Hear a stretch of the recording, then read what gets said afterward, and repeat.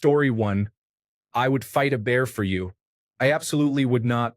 I would run like a coward. The problem is that my wife was a sprinter and is in better shape than me, so I would definitely end up having to fight the bear anyway. Story 2. I might be getting off early to do some stuff on Valentine's Day. We usually don't do anything big, but I got a bug up my butt and took a half day without telling her. I'm going to decorate our dining area and bring home one of her favorite meals. Other than that, nothing jumps out. Story 3. I pretended to forget it was Valentine's Day today. I have flowers, candy, and a card ready. I also made reservations at a nice restaurant for next week. We both agreed we do not want to fight the crowds tonight or this weekend. Story 4. I am going to get criticism for this one, but I will agree she looks like she's lost weight when she asks specifically. Here's the thing for me. I like her body the best now. All the weight she's put on since we've been together has gone to the best places.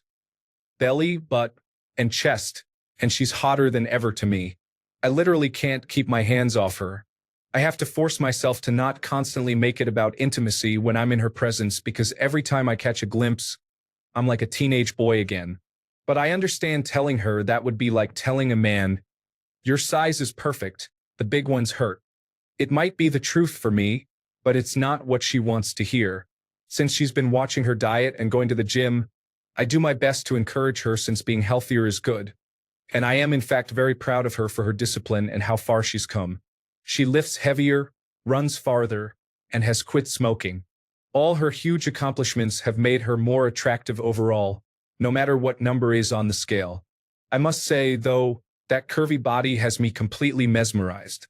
I'd be fine if she never lost another pound. Story 5. No matter what, I will always tell her dinner was delicious just because it's how I was brought up.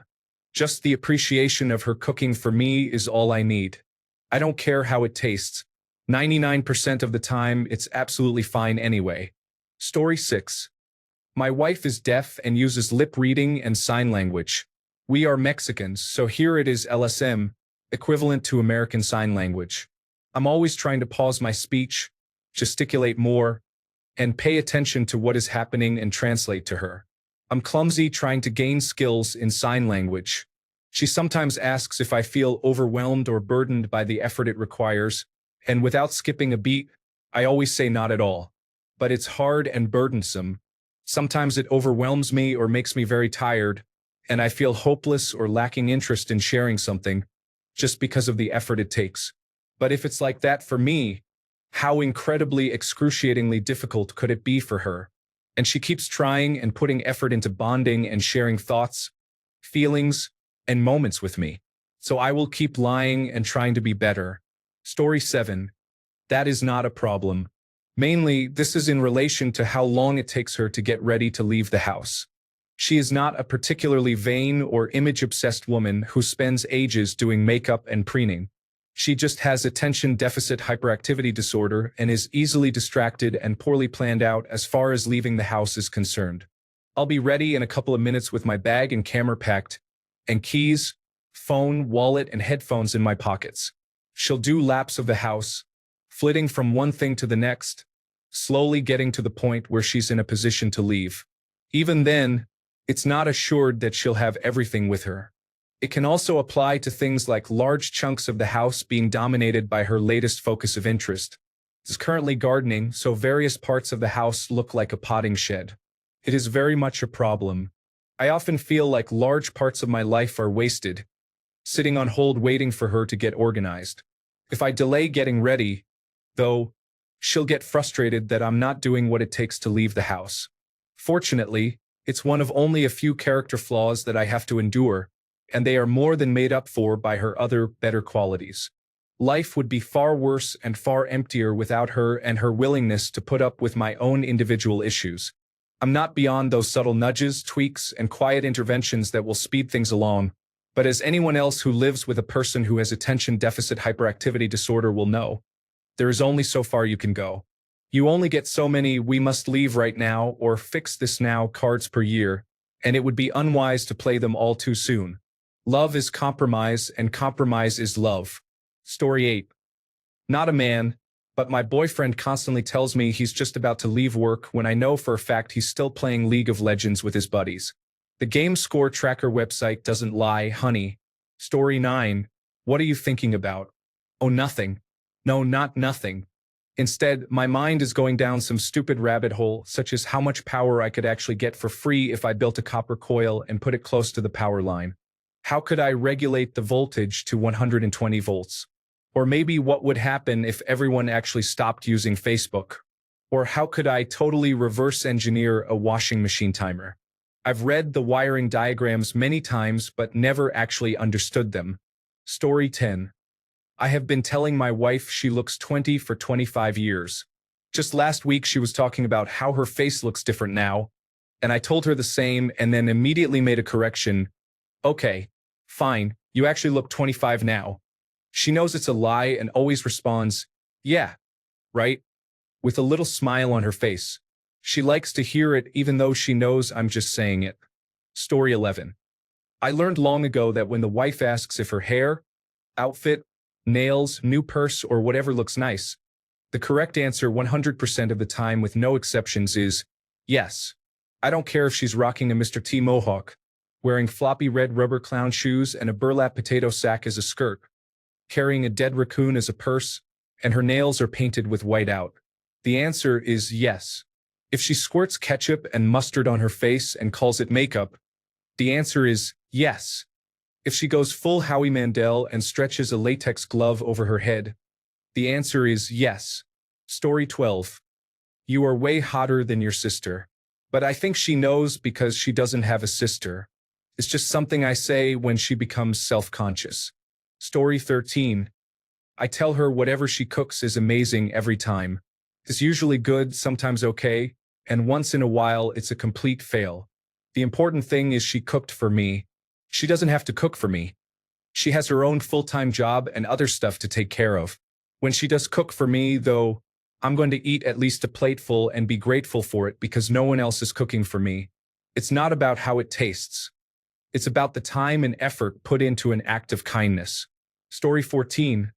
That I am going to take a quick shower. In reality, I want to absorb as much of the hot water as I physically can. The rest of the house is too cold, and the only time I feel warm is in the shower. Story 15. That I have already decided on where to go for lunch or dinner, whatever. Guess where we are going? Place she wants to eat? Yep. Problem solved. No more of, hey babe, what do you want to have for dinner? What do you want to eat? Where do you want to go? No, but I don't like that. Oh, I changed my mind. Oh, are you sure? Story 16.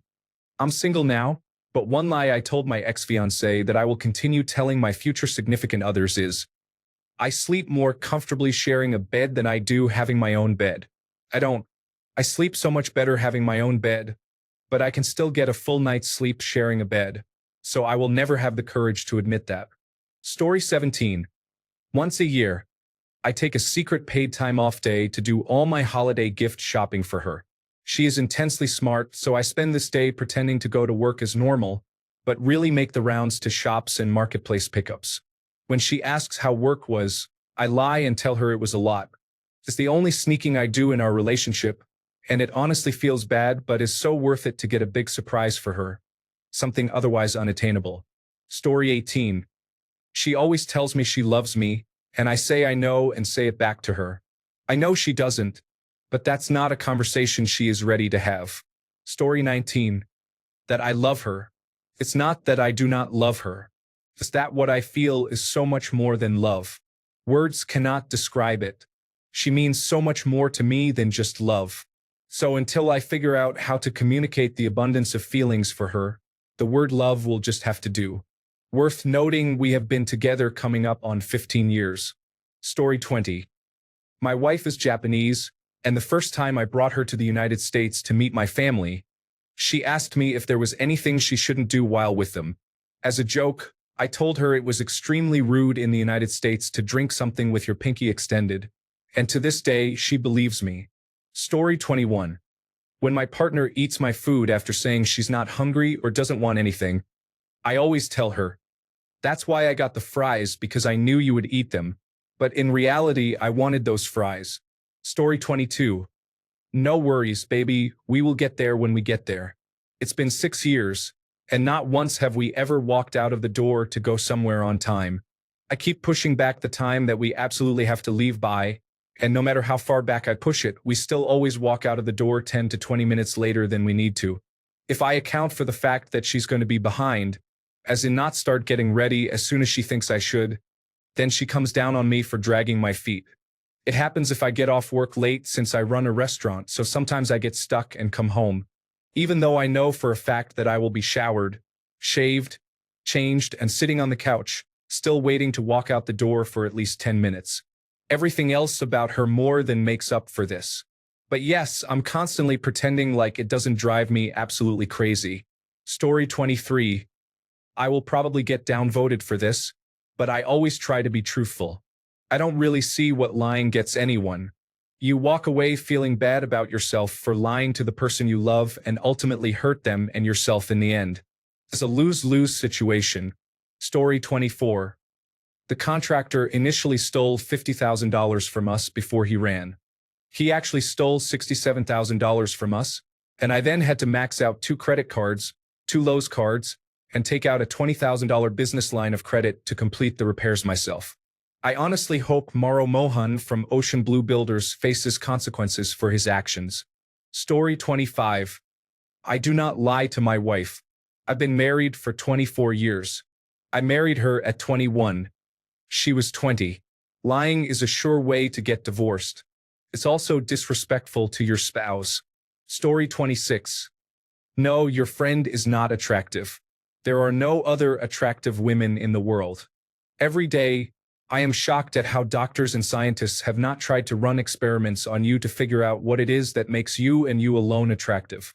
I suspected I might be gay for the longest time when, in reality, it was just that I had never known there were any physically attractive women in the world until I met you. Every time my eyes glaze over another woman, I feel disgusted and nauseous, and the only thing that helps is thinking of you. This is completely normal and in no way indicative of any underlying issues of security you might have. Story 27.